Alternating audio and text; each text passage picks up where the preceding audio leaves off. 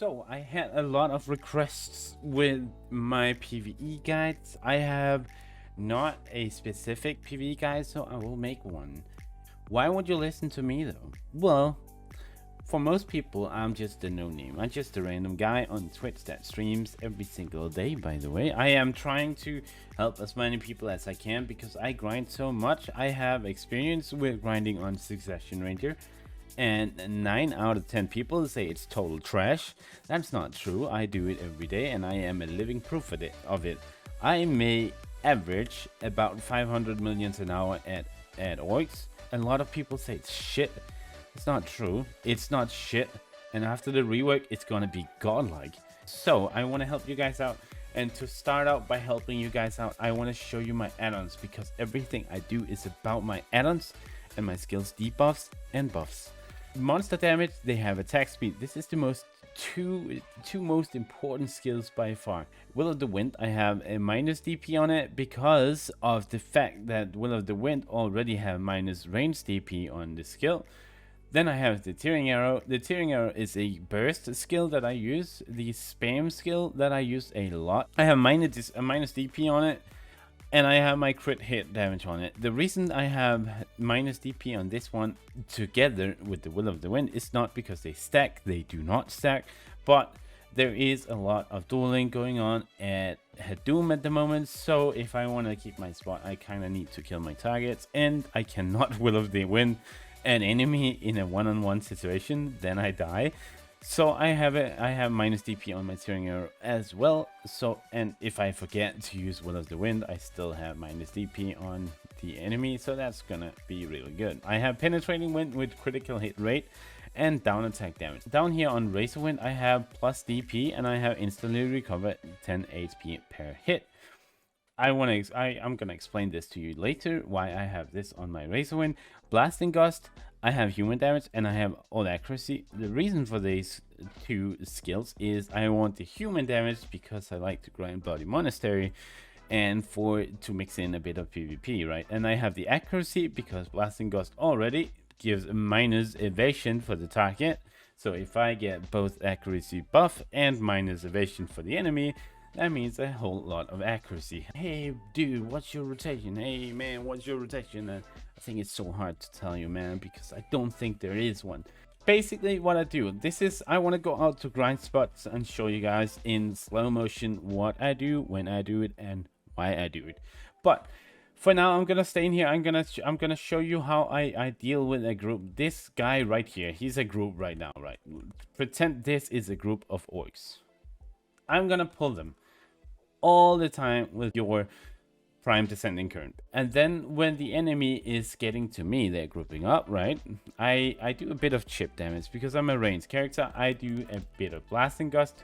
Having the reduced evasion is great, especially in some grind spots. And then I want to do, whenever they group up around me, I want to use my Will of the Wind to reduce their DP with my add-on and the built-in range DP minus.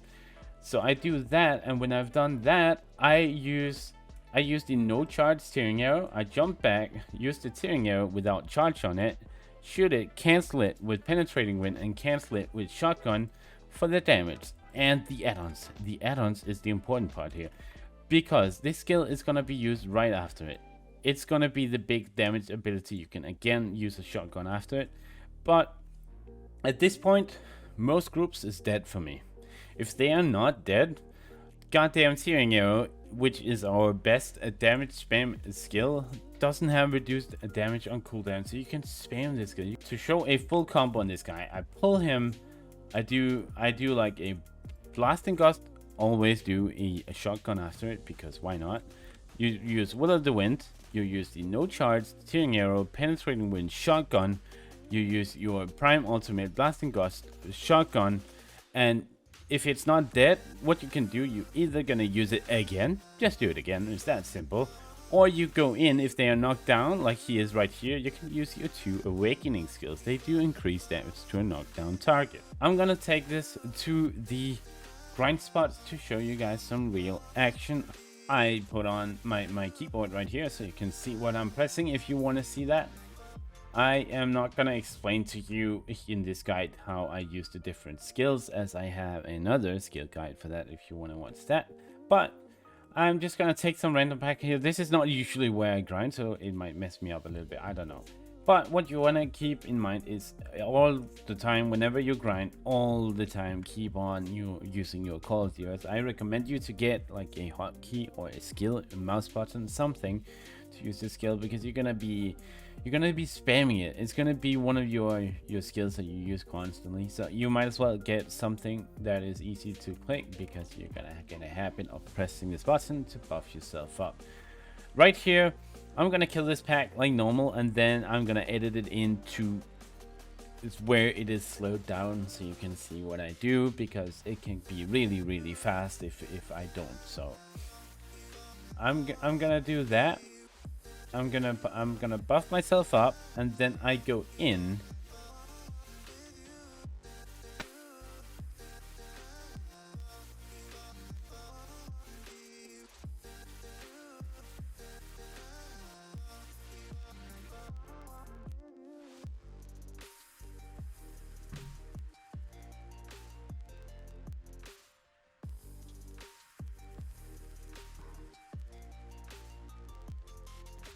And at this point, you see they are basically dead, right?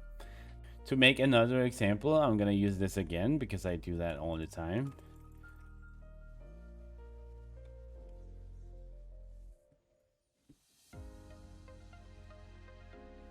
The elevation here is really bad, and that's why this guy survived so long, because it's going downhill. This is a problem that rangers they face, because it's going a lot downhill here. This is why some rotations is better than others for rangers.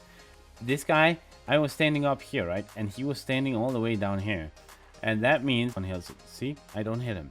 That's an elevation issue, and that's something rangers and archers, for the master, is really fighting with. Let me do another group, but with lower AP. Let's take off some AP so I do less damage. I'm gonna take that off. I'm gonna take a ring off. Now I don't have AP for this, but this is I don't know how this is gonna go, but let's try it. Again, let's see, I'm using this skill constantly to buff myself. It's so important to have up. Okay, I'm going in. I'm pulling with descending current. I am going around a bit to group them up the best possible. Group them up. Debuff them a little bit, use the Will of the Wind to debuff. See, this is where a squill shot would be, that was a mistake. This is where a squill shot would be really good, right? I got them all knocked down on, but basically go in, debuff them, Will of the Wind to debuff again. Use your full combo for the buffs on yourself for your big skill to do the damage, right? You see, I don't have the AP here, so I can use my awakening damage abilities, or I can use another tearing arrow for the damage. Let's go to Star Ascent. I got to Star Ascent. The reason why I want to show you some Star Ascent is because a lot of rangers is gonna live in this place, and rangers is not the best at lower AP, and that's why whenever you can grind Star Ascent, it's gonna be one of the places you're gonna grind for a very long time. I have been grinding this place for hours upon hours upon hours. You are probably gonna grind this place as well. So I want to do it, and also because it's a little bit different. Rangers is really good at Star Ascent because it has a built-in knockdown mechanic, which is really good. It is currently our only damage modifier. We are getting back attacks when the rework is coming, but that's another story. That's the rework. That's not now. So I wanna show you a little bit of this Star Ascent. I don't want to go to main rotation because there was a guy grinding there. I don't want to interrupt him, but basically, the difference here, well, now I have all my Gearons. I don't even know how much damage I deal to these mobs, but I'm gonna pull them in. Let's try with my Gearon. I'm gonna pull them in, buff myself, and then whenever they are grouped, they are already grouped. I'm gonna debuff them. I'm gonna do the same thing again, make it explode, and then in this case, I can just use my main burst. I could not do that.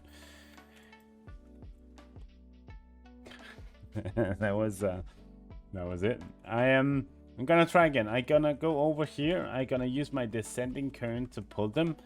I'm gonna wait for them to come in. I'm gonna buff myself while I'm waiting.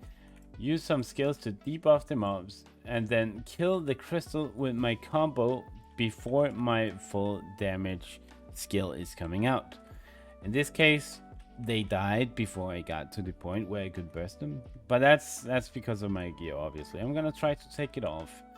If I remove one of my... Let's remove two, honestly. Now I'm 262, okay? This is much more accurate. This is the point where people start grinding here. Again, I do the same thing, though. I go up here, find a crystal, use the sending current to pull the mobs, buff myself while I'm waiting for the mobs to gather up. They're so slow at start. I'm gonna debuff the mobs until the point where the crystal's almost dead. I'm gonna use my tearing arrow, and then I'm gonna use my big burst ability. At this point, they're not dead. I can use my awakening skills, or I can use another tearing arrow combo. At this point, they are dead, pretty much, right? So this point, I could keep on going to the next crystal, use it again, buff myself while I'm waiting, debuff the enemies a little bit, use my tearing arrow to kill the crystal, and the full combo is coming in. The mobs is basically dying. I could keep on going. I could move on from here. If there's no crystal though, what I would do is basically the same thing. I'm gonna buff myself up while I'm waiting for them to group up, debuff the enemy using my tearing arrow to do some damage, and debuff them for my big damage ability. They are almost dead at this point. They are straight in line. Use my skill shot, use my 2 awakening skills if I want to. At this point, I would not spend time on 2 mobs, so I would move on to the next crystal. Use my big pull to pull in the mobs while I'm waiting, buff myself, use my positioning to not take too much damage, debuff the enemies, use my tearing arrow again, and then use my big damage skill to kill them all. They're not dead yet. Squill shot right here because it would basically finish it up. Go to the next crystal, rinse, repeat, pull the enemies all around me, buff myself up while I'm waiting, debuff the enemies while they're coming to me, and then use my tearing arrow for the damage to kill the crystal. Here in this case, I'm gonna reposition myself a little bit before the burst comes out, because I would be in line for a good tearing arrow if I did that. If I didn't do that, I would not be able to have a good tearing arrow. That's what you're gonna do in between your skills, in between your damage. You're gonna use your blasting gust and your will of the wind, your jump, to reposition yourself constantly. If you can get a better tearing arrow off, it is worth it. Constantly do that. Use debuffs, and then your big damage skill. They are not even close to being dead here, so this is where I use my 2 awakening skills to get some more damage off. Use your tearing arrow because it doesn't have any reduced damage on cooldown. Pull the mobs in, buff yourself up while you're waiting for them, debuff all the enemies. Use your tearing arrow combo again for damage and debuffs and add-on procs for the big damage skill to be up here. They are not completely dead. Can use my 2 awakening skills or another tearing arrow, doesn't really matter too much. Move on to the next crystal, pull all the enemies again, buff yourself while you're waiting, debuff the enemy, use the tearing arrow on the crystal to make it explode. Repositioning myself here for my big damage skill here to... They die before my skill shot is even gonna be relevant. Can I lower my AP even more? 244 AP, let's go.